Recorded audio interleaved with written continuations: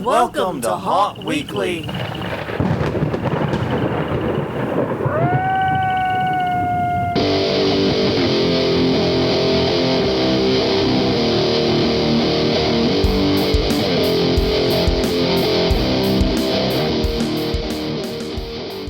Hello, everyone. I'm Jonathan. I'm Crystal. And this is Haunt Weekly, a weekly podcast for the haunted weekly podcast for the haunted attraction haunted entertainment community.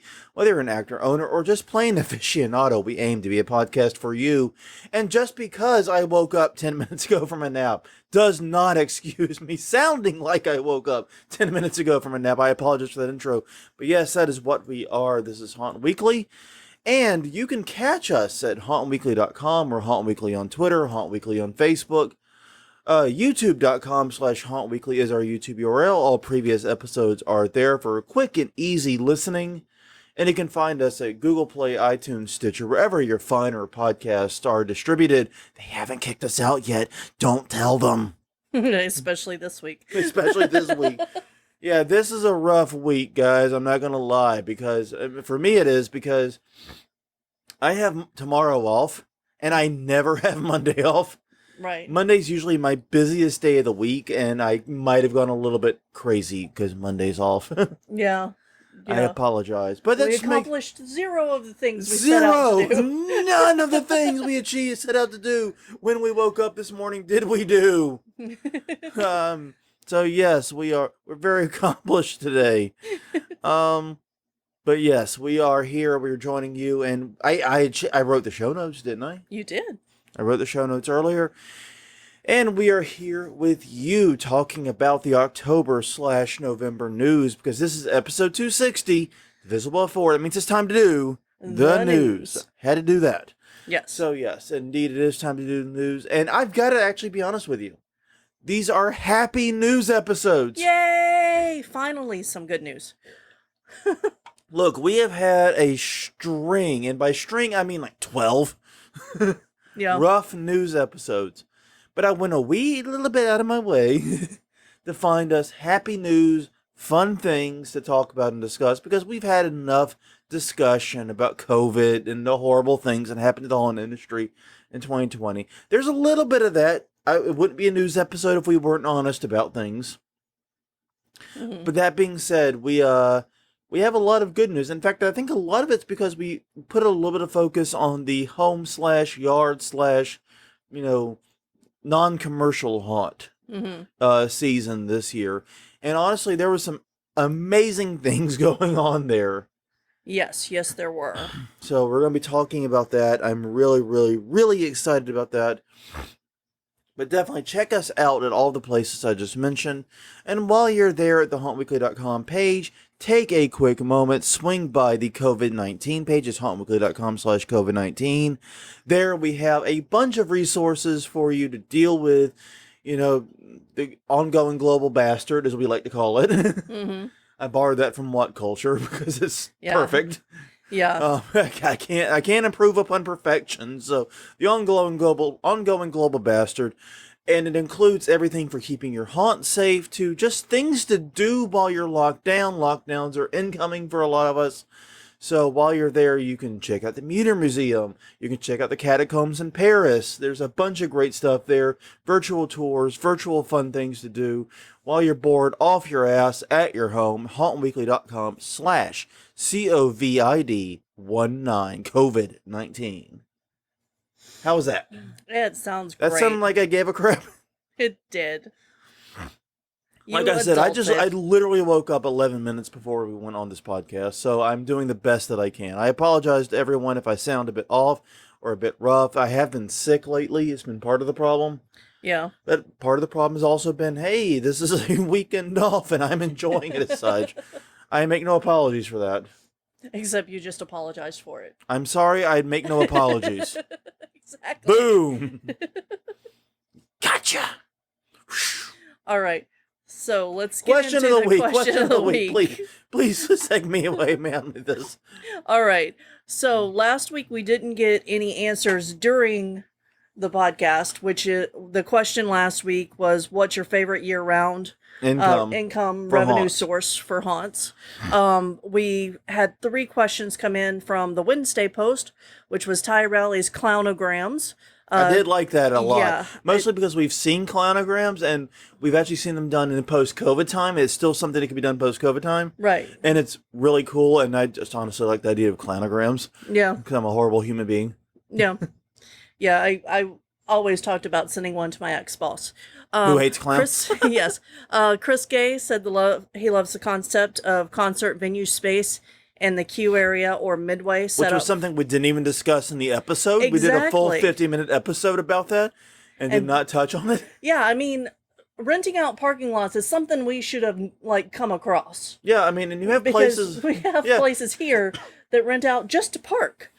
And you have places like Hell's Gate, which have these huge parking lots that are separate Hell's from Gate doesn't have the parking lot there. Oh, yes, they do. We didn't see now? it because of who we were. Oh, we I went thought straight... they were doing the shuttle. Yeah, they did the shuttle from their parking lot. Okay. Never mind. I retract that statement. Where's the shuttle thing it from and to?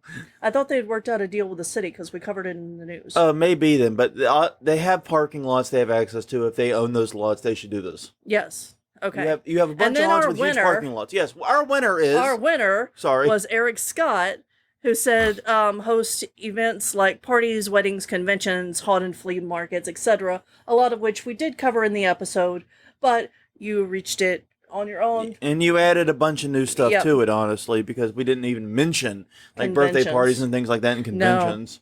No. Yeah. Yeah, I know a few people who are fans of haunt characters who would like to have birthday parties with those characters. We have actually gotten, this is true, we've actually gotten offers to have get-togethers here at our haunt. And have not done it because we're a home haunt. We don't make profit. This is not our Jimmy Jam. Yeah, we let you guys in once a year and that's it. Now, you guys, you all, the haunters, if HauntCon or a similar convention is in town, you get to come. Right. And that's the closest thing. Like, HauntCon didn't pay us a goddamn dime. No. And I wouldn't have accepted a goddamn dime if they'd offered it. Yeah. We do this out of the love. We do this podcast out of the love. Yeah. And that's one of the reasons, we don't have t-shirts. We don't have sponsorships. But we are thinking about it. Yes, we are. Because people have been asking They've for been it. browbeating, asking for it. And you just looked up all of those print-on-demand services. So it's something that we're going to talk about. It is. I mean, we're not in a rush to monetize this in any way. It's been 260 episodes and we haven't monetized it yet. Yeah, so we didn't even turn on the little stars on Facebook to get the little change there. Yeah, if you're watching us live, theoretically, you could be starring us right now with pennies. Yeah. And making it hail in our chat. And we're not letting you because... Would that be copper rain? Prince is rolling over in his grave, the poor bastard. Yeah. Oh, man. But yes, we don't even let you do that. Mostly because we do this for love. We do this for fun. And then, honestly, if we ever stopped doing it for love or stopped doing it for fun and it became a job, we'd stop doing it. Maybe. Or probably stop doing it. At least it seems likely. So, yes, Eric Scott, you are the winner of the week. Yes, we'll be getting in touch to get your information. We are having internet issues, I have been informed, and it is not due to anything on our end that I can fix. So we will keep recording and just make this live if possible. I apologize to anyone having internet trouble. Yeah. But Eric Scott, you are the winner. If you hear this, get in touch with us. Once again, hauntweekly.com, Haunt Weekly on Facebook, Haunt Weekly on Twitter, youtube.com/Haunt Weekly, and also iTunes, Google Play, Stitcher, anywhere you can get podcasts. We listen to, we receive, and we read all the messages through any of those platforms. Mm-hmm. So please take a minute, let us know your address, and I promise you, as soon as we send out the prizes, we are behind on prizes. That is our fault. Yeah. And actually, no, technically, it's actually Zeta's fault. Yeah. Zeta and then just all the craziness. And it's really hard to keep track of time once you get past the due date. You know? And part of the, like I said, Zeta hit right at the end of the year, right when we would have been doing End of the month. End of the month. And we just lost sight of doing it, and it was like 2 weeks into November before we realized, oh crap, we have to send prizes to people. Yeah, they're ready. Yeah, they and are I've got ready. some new ones that are pretty cool. Yes, they are. They are actually looking really, really cool. So we will send those to you, plus the new stuff. So all October and I'm going to assume November winners will be getting their stuff soon-ish. Yes. How's that? Yes, we will sit there and sign cards tonight. Yes, we will. Crystal will drag my drunk ass to the pen and sign cards. You have that new fancy pen. Yes, I do. I have a really nice new pen that I love so much. I'm not even going to use it as a weapon. Yeah. That's how much I love that pen. I won't even use it as a weapon. It's supposed to be a combination. Yeah, it's supposed to be a combination weapon and not everybody pen would and... use a regular pen as a weapon. So you might have to explain that one a little. Yes, indeed. All right. So moving on to the question of the week for this week. Yes. What question do the nice folks have to answer if they want to win? What is your favorite anti-Christmas or Christmas parody song? That's right, because next week we are doing our anti-Christmas special. We haven't actually done one of these. I checked. Yeah, no, not here. We did one on Garbage Horror. Yes, we did. It was interesting because I was searching for anti-Christmas list and we were like number 4 in the list. And the search. As God intended. But no, we were number 4, but not here at Haunt Weekly. So we are going to do an anti-Christmas episode here. We're going to take a week off. Yeah. From doing haunted attraction, haunted related stuff. We're going to talk about our anti-Christmas list. We're going to talk about some of our favorites. We've got a whole episode kind of sort of mapped out about this. Yeah. We're going to do basically what we can with copyright and YouTube strikes and all that. Yeah, in order to make a list that's playable for you. Yeah, and one of the things we're going to do is a YouTube list that you can share and send to your families and your peeps and basically get your Christmas and other holiday frustrations, because it is other holiday music, let's be honest. Yeah. Holiday music frustrations out. So that will be next week. Yes. So are we waiting for next week to answer the question of the week, or are we answering it ourselves now? I think we should answer it now and also next week. I think we literally have 2 hours of music. Go ahead. You know, I'm a classicist ultimately. Uh-huh. People have known that about me for some time. My favorite anti-Christmas song is "You're a Mean One, Mr. Grinch." Yeah. It's simple, it's elegant, it's got a great voice by Tony the Tiger. Yeah. And dear God, it has a simple message and a hero I can get behind. Yeah. And in the same vein, I really love Oscar Grouch's. Ah, yes. Oscar the Grouch's Christmas song. Yeah. Yeah. Because we didn't think about this before we came out here. No, we did not. We did not. But we have had plenty of time to think about it in general. Yeah. Yeah. Oscar the Grouch's I Hate Christmas Time is the song. Christmas. I hate Christmas, or I hate Christmas. Yeah. Yeah. Christmas Time. Yeah. Yes, that is the song. Yeah, that is a great song too. I'm going to answer for Ellie because I know she's listening. She is. And she absolutely loves SpongeBob SquarePants. Don't be a jerk. That was not her answer. Oh, it wasn't? It was not. She has already answered. Oh, shoot. Her answer is They Might Be Giants, Santa's Beard. That is another good one. Yes.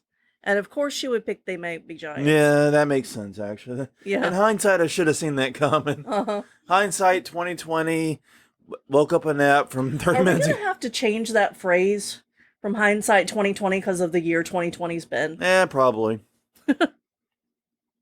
Yes, indeed, I should have seen that coming. No. Yes, so she indeed thinks that They Might Be Giants beat SpongeBob SquarePants by the slightest of margins. Yes. And I see that we're still having trouble connecting the internet, so I Yeah. feel bad for anyone on the live chat. I apologize. I think we just got cut off. Yeah, I'll ask them if if they're still able to see us, but we should keep this podcast rolling. We will. Because we are still recording. Which raises the question, what have we been working on? Not a whole hell of a lot. We were going to put off work on our yard display for the holidays. Right. Until after Thanksgiving. We've actually got people coming over for Thanksgiving. So we're doing an outdoor Thanksgiving with multiple tables. Right. And people serving themselves from a center table and eating. It's going to be... Yeah, and you wear a mask up to the center table. Yeah. And, that's how we're doing it. I'm actually really excited about this because, yeah, I mean, our neighbors that we're bringing over have have had it far worse than us through Zeta, and there are some of our haunt workers too. Yeah. And they are wonderful people. They're amazing people, but they have had no power since late October. Yeah. And we're sitting here, I think we're recording this on November 21st. 22nd. 22nd. That's 3 weeks without power plus. Yeah. Yeah, they are washing their clothes by hand. And I mean, that's an easy thing to solve. They can come use our washing machine and dryer. They're in the garage. Yeah. There's literally no COVID risk there. But anyway, they're going to come over and we're going to do Thanksgiving outside with them because they don't really have a way to do it for themselves. So we're going to set up multiple tables. We've ordered hams and turkeys, and you're making English pea salad and possibly northern Louisiana style etouffee. Yeah, and I'm making beer. No, I'm not. I'm drinking beer. Yeah. There's a difference. Yeah. I've been informed. Mm-hmm. So we're going to have an awesome Thanksgiving with them, and it's going to be completely socially distanced, completely COVID safe, because that's how we are. I mean, we're here to help our neighbors, here to help our friends, especially here to help our neighbors, especially those that are our deep personal friends, which describes this. And yeah, we want them to have a good Thanksgiving in spite of all the bullshit. Yeah. Because their house was severely damaged in Zeta, and it sucks. It's unfair. It is. It's bullshit. It is. I don't know how they don't have power. But I mean, I get it. Their house was damaged, so they're low priority. Yeah. Well, the power box was knocked loose on the house, and that part of the house has taken significant damage, so they have to have the house repaired before they can hook the power back up. You know, I get it, but it still rings of bullshit. Not necessarily bullshit on their part, but bullshit just broadly. Yeah. All right. All right, so that's what we're working on. We're hoping to have our skeleton yard display up before Thanksgiving so we can all eat among the skeletons. That's going to be awesome. Exactly. We have a 12-foot Christmas tree when you factor in the railing. Right.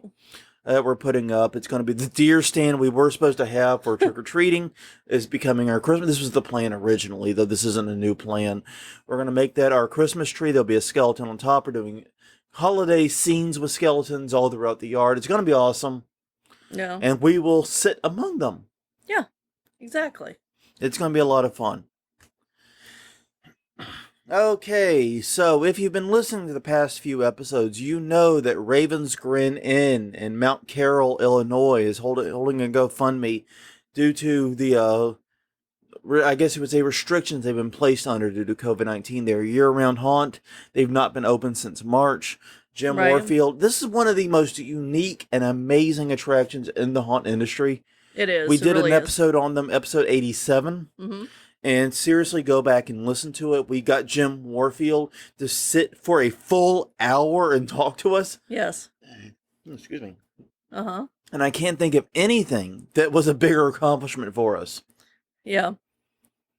So, go and help them out. They also have an Etsy shop if you're not comfortable giving money directly to the GoFundMe.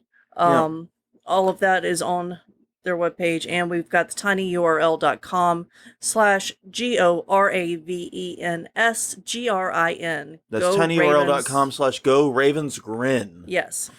They only asked for $7,000, despite it being basically 10 months of closure now. Mm-hmm. And they have just passed 5,100. So please, this is so close to being met. So anything you can do to help, please do. Once again, that's tinyurl.com/GoRavensGrin. And as she noted, their Etsy shop is amazing. I highly recommend it. We bought some new shirts through it. Mm-hmm. And their shirts they arrive super high quality and super well packed. Yeah. So, if you don't want to donate directly, I understand. I get it. Check out their Etsy shop. It's on their website. Okay, so now let's get into the news. Oh, we have to do news now? Yes, we're like 25 minutes in. No, we're 20 minutes in. Okay. Not 25, man. We're close to that. Anyway, so, as I mentioned last time on the podcast, you thought you were getting away from handgun-related news and haunts just because the last news episode was over, but you'd be wrong, because a Delaware man had allegedly pointed a handgun at another customer during a walkthrough at a haunted attraction on a Saturday night. This article is by Anissa Lopez at ABC 47 in Georgetown, Delaware, at the Scream on the Beach. Screams on the Beach. But Screams! I love that name, by the way. I want to be honest. I love Screams that on name. the Beach Haunted House.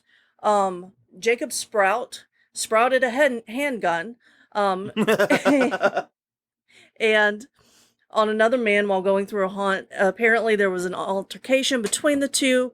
This is got him a felony charge right now. Yeah. And to be clear, I looked at multiple sources when compiling these notes, and I know Crystal has seen multiple sources before I went and did this. Exactly.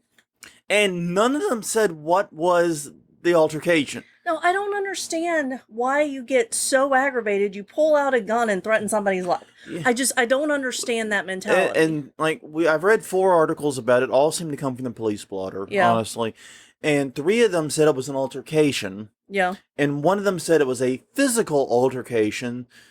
So we honestly don't know. Yeah, but the gun was loaded. It had 6 rounds in it. 6 rounds in the chamber, in the magazine. Yeah. So he's been charged with aggravated menacing and possession of a firearm during the commission of a felony. So it's a serious goddamn charge. It is. Those don't sound like serious charges, but they are. I don't know. I think the word felony makes it sound serious. Yeah, the felony part at the very end makes it sound serious. Everything else in there sounds pretty comical, to be honest with you. Yeah. Or not as serious as, pulling a gun on someone should be. Yeah, and he was released on, and the fact he was released on $25,000 bond, not a $500 bond. No. Not a $100 bond, not a $1,000 bond, a $25,000. It indicates the seriousness of this. So basically he's accused of getting into an altercation, it looks like with another customer. It was not indicated it was an employee. Right. And basically the altercation got physical somehow. Yeah. We don't know the deets because, like I said, the reporting is very scant on this despite multiple sources. I'm sure we'll have an update later. I'm sure we will. And then he pulled the gun out when the altercation got too physical for his particular taste, I guess. Yeah, I have no idea. I mean, at this time, you're just speculating. Yeah, I am. Indeed I am, yeah. Because nothing is out there about it. All right. So, yeah, and this article raises a lot of questions. Mm-hmm. Number one is, where the hell was security? Yes. Where was security? Was it caught on camera? If not, why not? How did the gun get into the haunt? Yes. I know that we've harped on metal detectors and such as did the haunt have a policy against firearms? Yeah. I mean, there's a lot of things.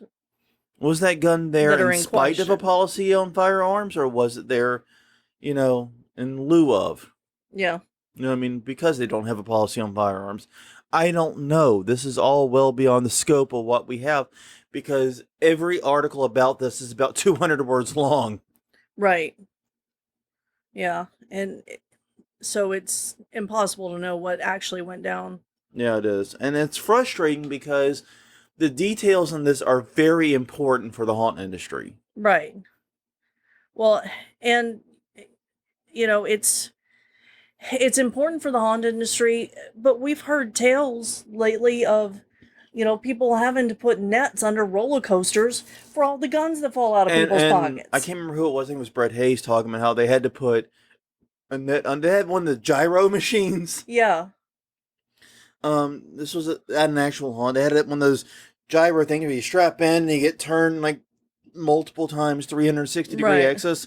And it sounds like a lot of fun. It really does. But they had to tell people, don't take your gun on the attraction that spins you right round, baby, right round like a record. Yeah, exactly. And it's like, I mean, if you're a responsible gun owner, you should know this. You should know that your gun may not stay in your pocket. Yeah. I mean, I don't know. I have very complicated views on gun ownership in general. But part of that is, if you're a responsible gun owner, you never lose control of the firearms on your person. Right. Which apparently a lot of people have. Yeah. I think that's one even pro-gun and anti-gun people can agree on. Mhm. Good gun owners don't lose control of their firearms. Yeah, or leave their firearms in the car overnight Oh, or any sweet of that baby stuff. Jesus. If you get your gun stolen from an unlocked car, you are not a good gun owner. No. There's just no way you're a good gun owner. Nope. It's not protecting anybody out there. It didn't shoot the criminal that took it. Nope. Well, I mean, it might, but Might later, but it won't do it in the commission of the crime. Yeah. And literally in our neighborhood alone, the 1 year I was tracking, we had 370, I think it was, Yeah. guns stolen from unlocked cars. I only counted guns stolen from unlocked cars. Yeah, and it was completely insane. It is, and this is apparently a very common thing, but without getting too deep into that, it's just like, yeah, you're not a responsible gun owner if you whip your gun out for non-life threatening situations, and this seems to be one of them. Yeah, it really does. Because you're in a haunted house, you had an altercation with another customer, you're not in mortal danger of your life, I'm assuming, because it'd be very difficult to be that way. Right. So why are you pulling the gun out to threaten him? Yes, he deserves the charges. Yes, I hope he faces whatever the punishment is. Yeah. Well, we're going to move on now to Iowa. Yes. We A are. place I don't expect to move on to a lot. But here we are. No, crews extinguished fire at Circle of Ash Haunted House, which is just a very unfortunate name. Yeah. Look, Circle of Ash, I respect you. I think you're amazing. I've read up on you guys. Mhm. What you're doing seems awesome. But that is an unfortunate name for a haunt that had a fire. I'm It just is. saying. It really is. This is an article by KWWL. In Central City, Iowa, a fire broke out at the Circle of Ash haunted attraction. Basically, the Circle of Ash is an outdoor haunted attraction. Right, and it's on the Lynn County Fairgrounds. Yeah. So it's outdoor. It's part field, part woods. Like Yeah. looking at, and this is based upon looking at what we've seen. We've not been able to find anything specific. Right. But on November 20th, so well after season, this becomes important later. Yeah. A fire broke out in the trailer that houses their generators. Mhm. Which I got to be honest, and this is a thing because I've worked for companies where generator trailers were just a thing. Yeah. And every time I stuck my head in there, I went, "This is a fire hazard," and shut the door. Because yes, they are a fire hazard. I see how this might have spawned a fire without any fault of their own. Right. So yeah, and basically the fire spread to trailers containing props and a wooded area right nearby. Nobody was injured. There were no injuries, thankfully. And yeah, the damage was limited to the property and those trailers. Yeah. It was. So Circle of Ash describes the situation as ongoing right now. Right. They And said they it's also on- describe themselves as the largest haunted attraction in Iowa. Yes, it is. And they've been operating for nearly 20 years. Yeah. So, it's interesting that it happened after season because you wouldn't think the generators would be on or plugged in or anything. But they might have been on for tear down. They might have been on to provide the lighting for tear. There's a reason they could have been on. Yeah. Because they were probably doing tear down and Yeah. moving on. Hopefully it wasn't just a forgot to turn them off after the Oh, Friday God, the no, no. 13th. They wouldn't have lasted 20 days. Those generators don't After have... Friday the 13th. They don't have a 7. week's worth of fuel in them either. Okay. Having been involved with companies that had those types of trailers, Yeah. they don't have a week's worth of fuel hanging out on them. No, this was... Okay. They were actively... If they were on, they were actively being used probably for tear down, I would suspect. Yeah, I guess we'll find out more when somebody else finds out more and tells Yeah. us about it. And then we'll tell you about it if we find out. Yeah, the cause of the fire currently is unknown, but Yeah. I mean, like I said, as someone that worked for companies that had generator trailers, the cause of the fire was they had generator trailers. Yeah. I mean, no disrespect there. That's not me being glib or... No, I mean, because you do need those. in You certain need areas. those, and like I said, like the company I worked for was a construction company. We were working after Hurricane Katrina. on locations that had no power, and those generators powered the office. They powered the various homes of the people that were living on site. Right. They were necessary. They had to happen. Yeah. But every time I opened them, because I had the job of refilling and oiling them, Yeah. yeah, I could tell they were fire hazards, and I could tell that there was nothing I could do to make them better. So there's no judgment here whatsoever. It was probably a completely innocent accident, and that's what I'm hoping it was, and that's how I'm hoping it stays. Yeah. Yeah, exactly. All right. For our next story, we go to, where are we going? Massachusetts. Holyoke. Holyoke. Massachusetts specifically. Yes. Or is it Hollyoak? I don't know. I don't live there. I don't know either. Anyway, Demented FX has closed their doors and reverts back because the place that they're in reverted back to phase I don't know. 3, step 1. Yeah, it gets reopening confusing. plan? It's called Phase 3, Step 1 of the reopening plan. They have been further along their COVID reopening plan, but they went to Phase 3, Step 1 at the City Council's ordinance, or the state's ordinance, rather. Yes. And they had to close. Which basically removed indoor recreation businesses from being allowed to be open at all.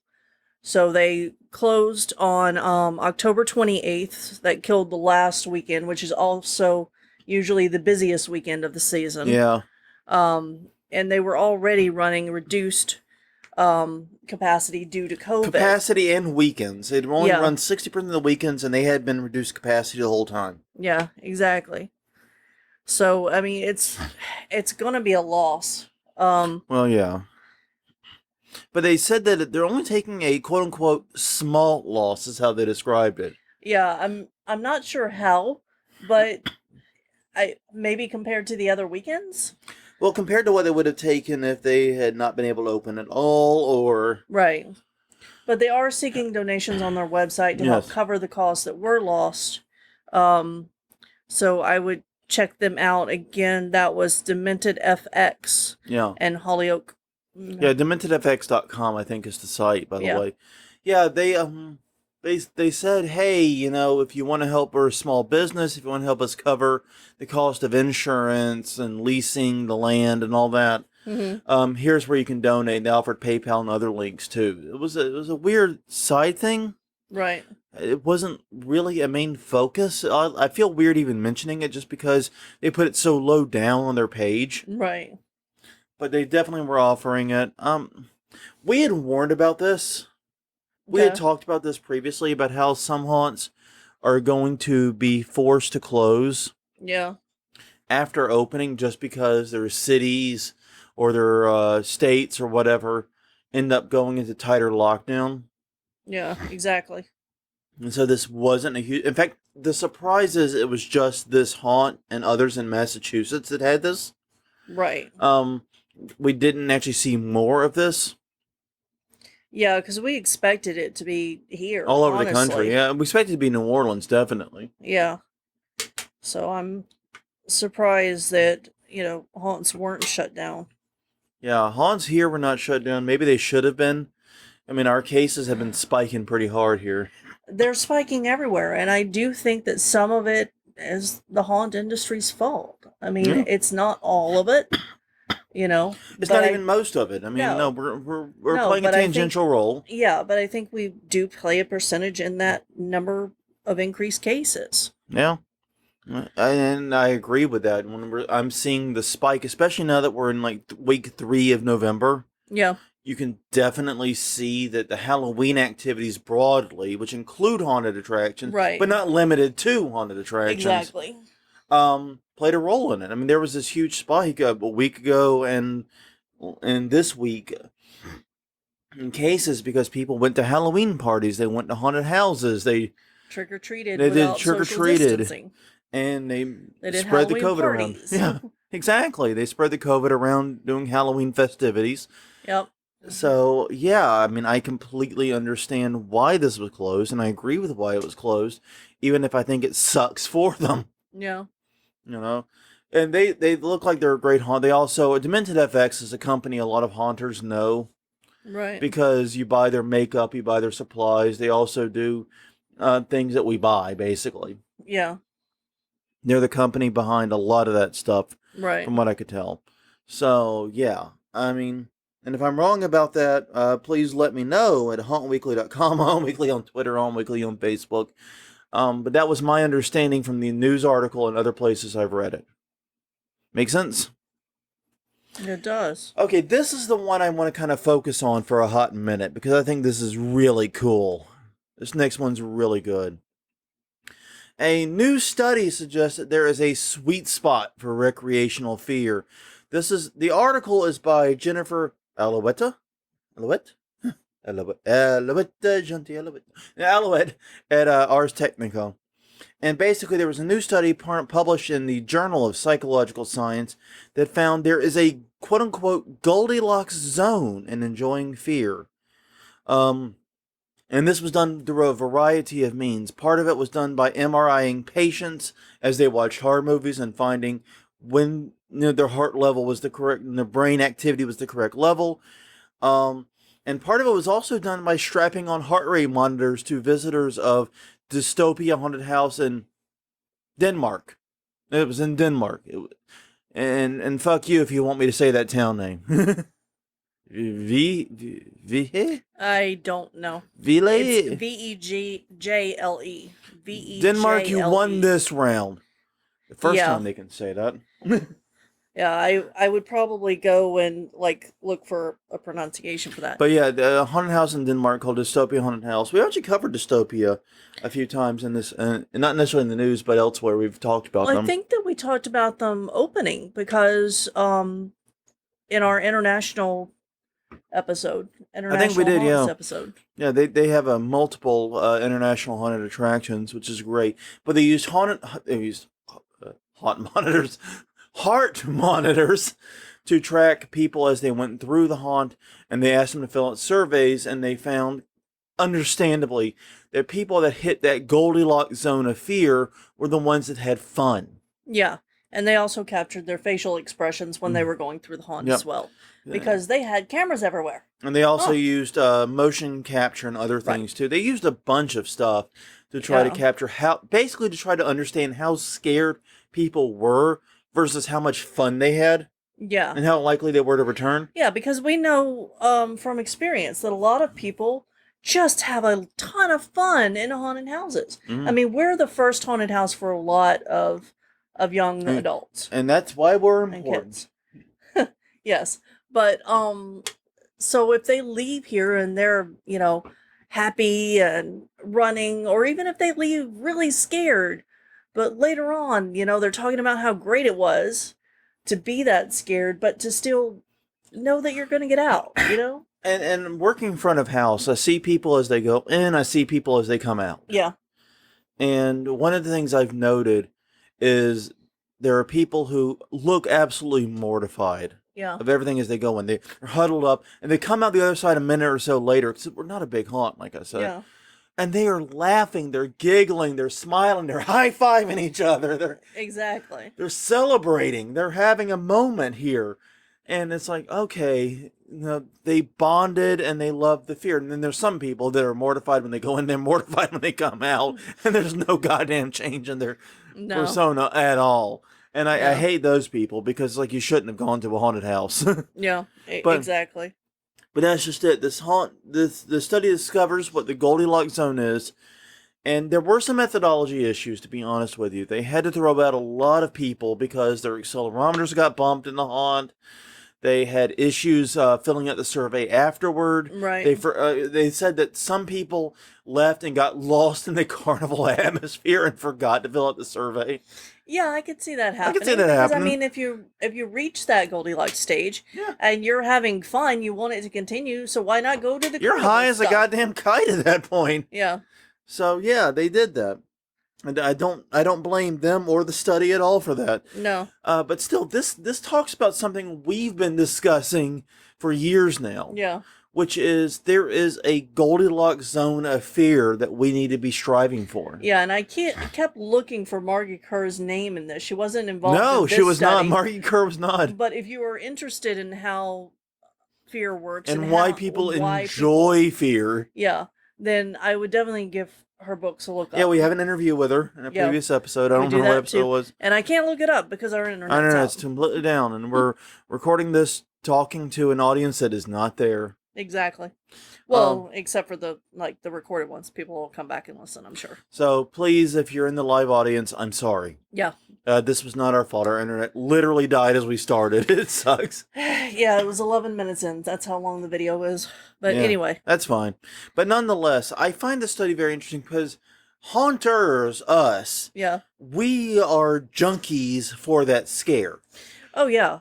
And we think about it a lot. And part of what we think about, part of what we do is because we're trying to get bigger, better, badder, more vicious scares. But maybe that's not the cocking answer. Yeah, and I mean, it really draws into question for me the effectiveness of the extreme haunts.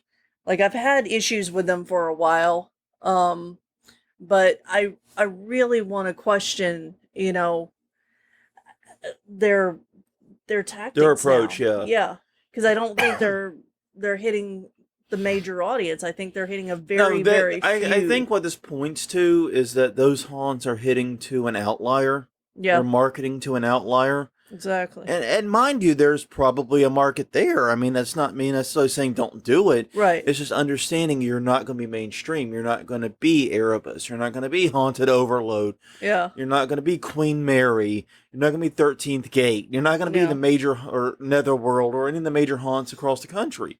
Because you're literally marketing to an outlier of the field. You know what I mean? Right. And I wonder how many people who go to those are return customers. Probably not many.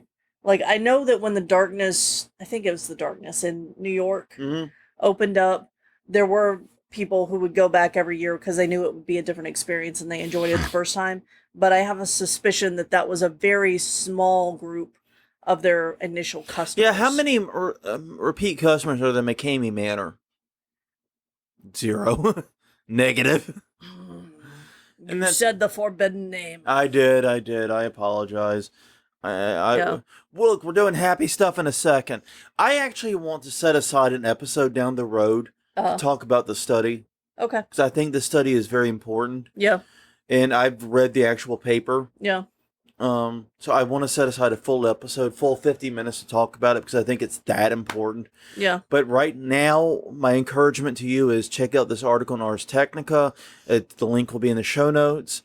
Get your preview, and we will come at it in some point. I mean... Yeah, we've got, like, the next episodes planned out for a while. Yeah. So after that... Next episode's Anti-Christmas. After that, I think we're having Wrestle Horror on. Yeah. And then after that, we've got... something. I don't know. Maybe this, maybe something else. But we've got a lot of stuff coming up. We've got something else planned. But anyway, so our next story. An East Dallas home's Halloween decorations prompted multiple police visits. This article is by Jamie Valhalla at Dallas Observer in East Texas. A man's Halloween display upset his neighbors. Yeah, you know? That's putting it generously. Yeah. Is an artist, Stephen Novak, put up the display, which featured tons of blood. And I mean, this was a lot of blood. Even everywhere. by my standards, and I have very low standards, I thought. What they called 3 realistic bodies. 1 body bag and 1 wheelbarrow full of limbs. And they also had a thing... It seems like the display changed over time. They also had a thing full of skulls. He's done things in the past, but not this gory.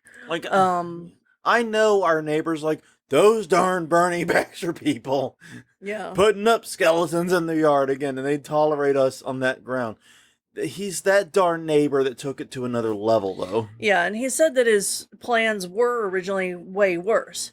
But, I mean, I look at it like the safe on the guy's head. Because there's one of the dummies is headless because his head's underneath the safe. I look at that and I think that's a cartoon thing. Yeah. I'm like, there's no way. Even if it has tons of blood, it's cartoonish. Yeah, exactly. He promises a repeat performance next year. And the much cops more. thought that it was cool. And they came by multiple times, and they The cops were called multiple times, and the cops, like, when they met him, the couple of times they did, Yeah. they said positive things, but Yeah. at the same time, I don't want cops visiting me for my display. Yeah. The neighbors are divided on it. They express concern about traumatizing children. And that is something to be aware of, is because the people passing by on your street did not consent to have this brutal of a vision in front of them. We've said this before on the podcast, and I think we're going to say it again now because I'm saying it again now. That I give you a lot of leeway to do whatever you want within the confines of your haunt to whatever people consent to be exposed to. Right. If you want to be the blackout in New York, or Yeah. you want to be, maybe not McCamey Manor is a bit far, but Yeah, it was the blackout, not the darkness. yeah, you're right. But if you want to be an extreme haunt, you want to do whatever inside the confines of your haunt with consenting adults, right. that's one thing. Yeah. But whatever you put on your billboards, your yard display, or whatever the people do not get to consent to, and they have it forced upon them, is Yeah. different. Yeah, and we've covered some billboards that cross the line too. So yeah, I don't know. I wouldn't personally do this in No. our yard. We like But to keep our yard display comical, light, and Yeah. And like you said, it is a consent issue. But I also see that there was a lot of humor in it for people with a dark sense of humor. yeah. But apparently not all his neighbors have that. Yeah, I don't understand calling the cops on an obviously fake Halloween display. Yeah, like, you should be able just to go and talk to your neighbor. You should be able to look at it and see these are dummies. Yeah. I mean, they were realistic dummies, don't get me wrong, but they were obviously dummies at the same time. Yeah, they were obviously dummies. They weren't that realistic. They were not that realistic. Yeah. Like, I could tell they weren't real people. Like, I'm not going to go just jogging by and he was talking about the joggers. Yeah, in fact, I think that if he, had less blood, people wouldn't have been as concerned. I agree with that, yeah.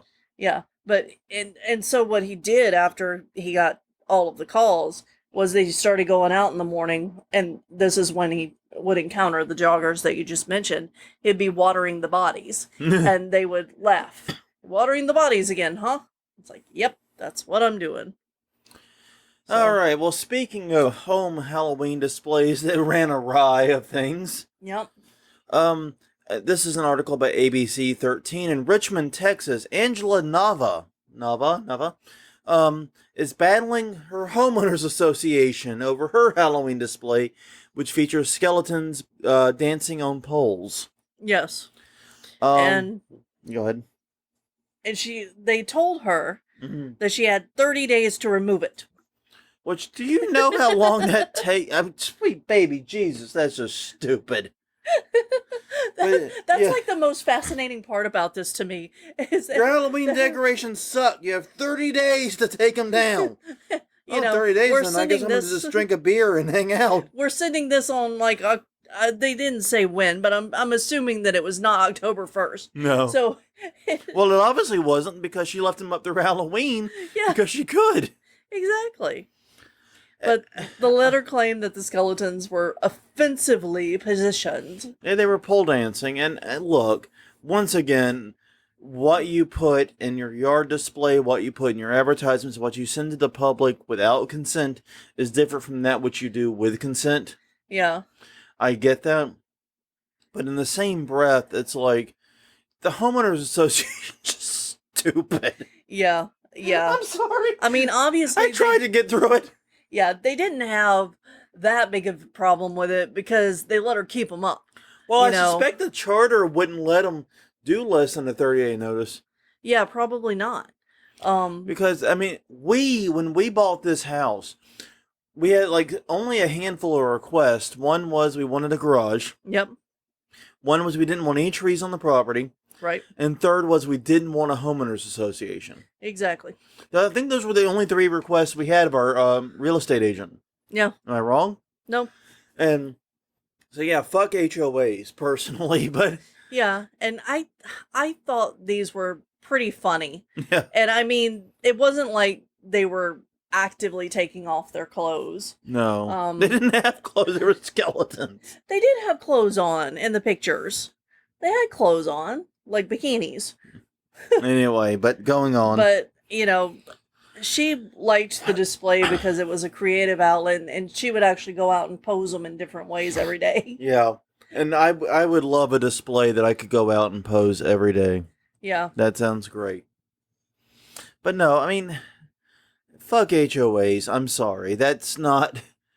Like, police and municipal authorities, one thing. Yeah. But HOA, fuck HOAs. No, you fuck them any way Yeah. you can. I'm sorry. That's made up authority. I don't give a shit about your authority. Yeah. I deliberately avoided your authority. Yeah. Because, All right. so Our next story, huh? Did you have last thoughts? No. Did I have the story or did you? You did. Okay. We just talked a lot about it. So, so our next one is in Rochester, New York. This guy, I think, wins one of the Dad of the Year awards because his daughter wanted a pirate theme a couple of years ago, so he started building a small ship. But this year, he went all out and built a 50-foot pirate ship For Halloween. for Halloween for all of the people in the area. And it's awesome. It took $3,000 to build in total and a week to build.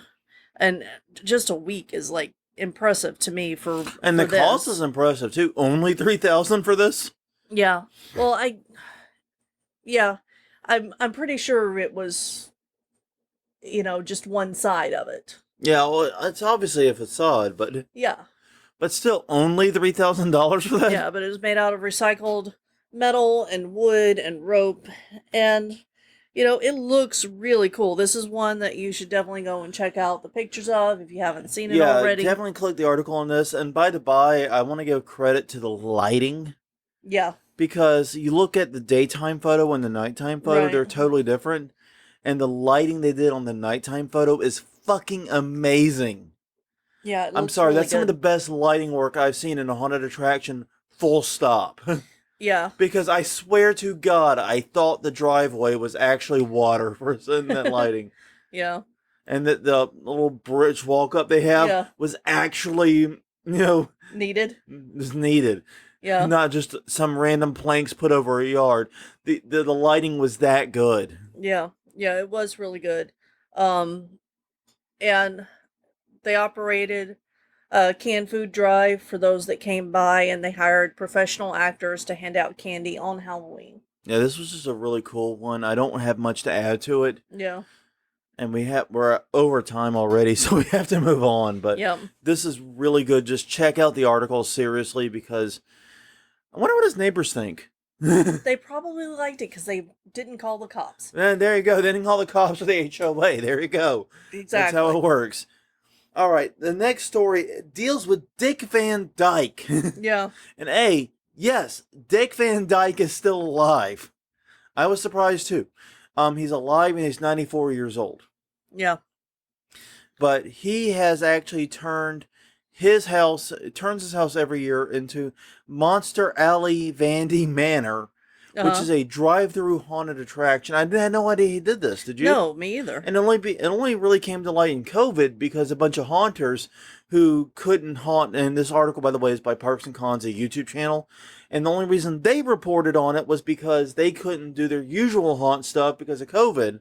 Right. So they went to Dick Van Dyke's drive-through haunted attraction experience, which is awesome. Yeah, it really is. There are big props. There's pretty things to look at. There's actors everywhere. I mean, Dick Van Dyke comes out and makes a speech. And it's really And by the way, for 94, Dick Van Dyke is looking better than I do. Yeah, he's pretty spry up there. He's got a cane, but fuck you. I've got a cane. I'm only 40. Yeah. Yeah. So seriously, he's looking really good, and it was an amazing experience. And I like the fact they had the scary stuff on like the edges. Yeah. And the at the door part was meant for trick or treaters, so it was more comical and more fun. Yeah, exactly. I mean, you could tell there was a definite delineation between the part for the fear and the part for trick-or-treaters. Yeah. Yeah, And I like that. That was awesome. Mm-hmm. Okay, I want to talk more about this next story later, but we're going to have to just cover it briefly now. Yeah, because we got 2 more stories to get through. All right, so New Jersey's haunted car wash delivered clean screams for socially distanced Halloween. This article is by Amy Kaperniski at NJ.com, so NewJersey.com. The Magic Touch Auto Spa on Route 17 in Lodi, New Jersey, turned itself into a haunted car wash each night after closing. This is a really cool idea. By the way, haunters, listen to me. You need to pay attention to what they're doing because this is epic. Yeah, but so basically, like, you get to pick your level of car wash. You got to pick a story, one of 3 storylines, ranging from family Like friendly, a were-kitten, it's a super cute haunty experience. PG-13, to one that wasn't so kid-friendly. No, it's about people finding a dead body in the woods. Yeah. That's a little less kid-friendly, I'm going to say. Yeah, so the attendants were masked, but since you were inside a car wash, you were totally socially distanced, and all the germs on the outside of your car were being cleaned off anyway. But you're getting a car wash the whole time. Yes. I really want to see, like, the full video of this. I watched the videos in the article, and that didn't help. I had trouble playing it, but yeah, I want to see, a POV shot of this, of somebody going through this car wash, because it sounds really cool. Yeah, and it really, really does, because I love the idea of basically you purchase an experience on the website, and then you scan the barcode for that specific experience before you go in. And then it's basically like a guided tour almost. Uh-huh. Because you have different MP3s, you play at different points and things like that. Yeah. But your experience is totally different, whether you play the Ultra G Were Kitten version versus the holy shit, there's a dead body in the woods version. Yeah. The PG-13 seemed a lot less PG-13 than I think PG-13 is. Yeah, I really want to know how they did this. But apparently this is a big thing in New Jersey is the crazy part. Because there are a bunch of car washes that do haunted car washes. It includes Bubble Works in Marlboro, Splish Splash in the Falls at Tinton Falls, and Sammy's Express in Maple Shade. Those are all town names, by the way, and I feel very bad for New Jersey. Yeah, well, But I wish that we knew a car wash owner here and said, hey, can you do this for us just so that we can experience it? But no, I mean, the idea of a haunted car wash is freaking perfect, especially in COVID times. Yeah. And looking at the photos they captured of it, it's obviously stupid popular. Yeah, and I wish that we had known about this before we were on Russell Horror yesterday. Mm-hmm. That episode's coming out in a little while. We'll link to it whenever it does. But because they asked us, have you heard about any really interesting things that people have done during COVID? And this is one of them. Yeah, we literally learned about this today. We were on Wrestle Horror. We recorded Wrestle Horror yesterday. Right. So we will not be mentioning it on Wrestle Horror, even though we're going to be mentioning a lot of neat stuff on there. Yeah. So yeah, but this was awesome, and I loved this so hard when I saw this, and I so want to. I'm not a car wash person. Yeah. I mean, I have a 2009 Kia Spectra. Yeah. It gets washed whenever it turns gray. It's white in it. Yeah, and it hasn't rained for a while. And it hasn't rained. Whenever so it looks now. with gray, basically we need to probably take it now. Yeah. Whenever it gets gray, that's when I wash it. It hasn't happened yet. Yeah, October would be a great time for us to do that. So anyway, moving on. Florida man. Okay. Florida man. You just stop there. You stop there and end the episode. Yeah. What did this Florida man do? But seriously, if you are one of the people that bought the 12-foot Home Depot skeleton and looking for something to do, Florida man has an idea for you. How's that? That's fine. Florida man turned his 12-foot Home Depot skeleton into a puppet. Yes. This is an article by Rachel Bidock. Biduck at Fox 13. Basically, he took the $300 Home Depot 12-foot skeleton and turned it into a puppet. And he did this by attaching the feet to his feet and then mounting the rest of the skeleton on him using a shoulder harness and using poles that move the arms around. Right, and his name's Stephen Levy, by the way. Yeah, Stephen Levy's the guy's name. He posted weekly updates. He said it took him about a month to do it. Yeah. And he had to get help from a welder because you would. Yeah. But basically what he did is he built this infrastructure for himself. Like an exoskeleton that wears a skeleton. Exactly. And moved the skeleton around like it was a person. And looking at the videos, it's very good movement on that. Yeah, it is. It didn't look really unnatural at all. Yeah, this is another one where you want to click on the show notes in order to watch the videos. And where do people find show notes? Yes, they can at hauntweekly.com. We're Haunt Weekly on Twitter, Haunt Weekly on Facebook, though the show notes mostly are on hauntweekly.com. Yeah. That's where the links appear. I try to get them to appear on the YouTube channel, and YouTube does not like links, I found. Oh, you can't just drop them in the description? Apparently not. No, they're on hauntweekly.com. Okay. www.hauntweekly.com. All right. But no, this was really, really cool. And watching his videos of the progress of it, you could see he was thinking everything out. He was thinking of the weight of the head. He was thinking this through. It was awesome. And if you're looking for something to do with your 12-foot Home Depot skeleton now that haunt season's over, boo chicka yaka, we got you. Yep. So, I have a feeling, returning to the question of the week now. Yes. I have a feeling that because we lost internet, we did not get very many answers right now, but we did get a few. We already mentioned Ellie's. So, Pete Blackwell also said Merry Fucking Christmas by South Park, and Elliot Ramey said The Night Santa Went Crazy by Weird Al. Yeah, we'll post this on Wednesday. I apologize. We just lost internet completely. Yeah. But not for you guys, because you listen to us. Yeah, those of you who are listening to the recorded version, you're getting us anyway because that's smart and we separate the recorded version from the internet version. Yeah. Basically, the internet version is an add-on. Yep. So, yeah. Thank you all for joining us. And on that note, I guess that's it, right? Yeah. Thank you all for joining us. This has been Haunt Weekly, episode 260, covering the October and November news, late season to November news, I guess. Yeah. We appreciate you joining us. You can find more of us at hauntweekly.com or Haunt Weekly on Twitter, Haunt Weekly on Facebook. YouTube.com/HauntWeekly is our YouTube channel. All episodes are there, easily accessible at the click of a button. And you can also find us on Google Play, iTunes, Stitcher, Spotify, wherever you get your podcasts, we are there. So until next time, I'm Jonathan. I'm Crystal. And we will see you next week when we discuss our anti-Christmas list. I'm super excited about this episode. I know. This is going to be fun. So episode 261 is going to be all about anti-Christmas music. We will see you guys next week.